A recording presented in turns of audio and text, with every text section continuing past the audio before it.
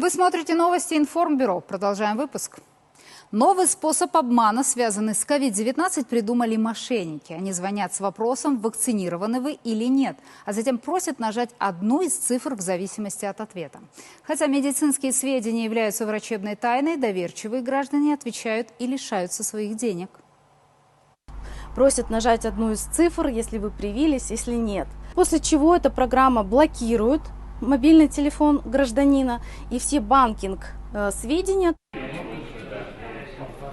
Так мошенники получают доступ ко всем приложениям и просто крадут деньги со счетов. Звонки поступают с коротких номеров, например, 912 или 11. Как правило, номера зарегистрированы в соседней стране. К адвокатам уже обратились десятки доверчивых карагандинцев. Юристы предупреждают, что на подобные звонки или сообщения отвечать нельзя. СМС-сообщения с неизвестных номеров лучше вообще не открывать. Государственные органы подобные опросы не проводят, а если и будут, то сообщат об этом СМИ. Основная цель мошенников – получить доступ к вашему телефону. Путем этих сообщений там запускается определенная программа на телефон, вирус определенный, и уже получив доступ к телефону, он начинает удаленно подключается к нему, к телефону, и, соответственно, уже совершает хищение денег.